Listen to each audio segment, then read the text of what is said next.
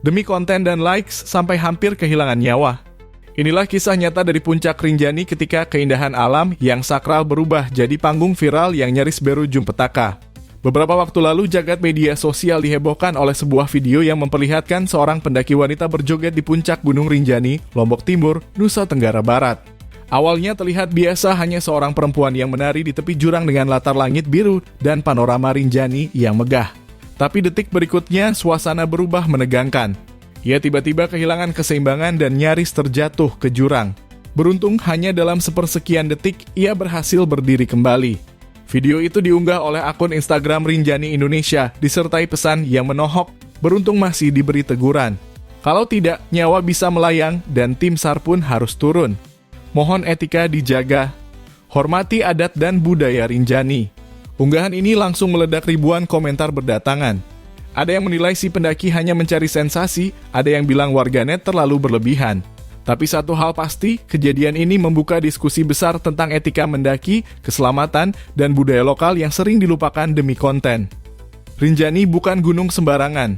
Bagi masyarakat Sasak dan Lombok, Rinjani adalah gunung suci. Di sana ada segara anak, danau, kawah yang dianggap tempat spiritual. Banyak ritual adat dilakukan di puncak dan sekitar kawah, tempat-tempat yang seharusnya dijaga dengan rasa hormat. Tapi sayangnya makin banyak pendaki yang datang bukan untuk merasakan alam, melainkan untuk menangkap momen yang bisa viral. Joget, atraksi ekstrem, bahkan aksi nekat di tepi jurang semuanya dilakukan demi konten. Dan disitulah nilai kesakralan gunung mulai memudar. Padahal etika mendaki itu sederhana, hormati alam, jaga keselamatan, dan pahami bahwa kita hanyalah tamu.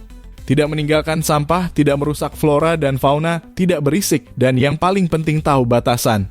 Karena satu langkah sembrono di ketinggian bisa berakibat fatal. Seperti tragedi yang pernah terjadi Juni lalu, ketika seorang pendaki asal Brasil, Juliana Marin, meninggal dunia setelah terjatuh di jalur menuju puncak Rinjani. Tragedi itu mengingatkan kita bahwa gunung bukan tempat bermain-main. Rinjani adalah ruang yang menuntut kerendahan hati, bukan kesombongan di depan kamera. Fenomena viral ini jadi cermin zaman. Ketika batas antara mengabadikan momen dan mengorbankan makna semakin kabur. Media sosial memberi ruang untuk eksistensi, tapi juga menuntut tanggung jawab. Jadi sebelum menekan tombol rekam, ingatlah bahwa setiap langkah di alam adalah janji-janji untuk menjaga, menghormati, dan tidak menjadikannya panggung ego. Gunung tidak butuh tarian kita, yang dibutuhkan hanyalah rasa hormat, kesadaran, dan rasa syukur kita pada keindahannya. Karena sejatinya bukan jumlah likes yang membuat perjalanan berharga, tapi bagaimana kita pulang dengan selamat dan dengan hati yang lebih bijak.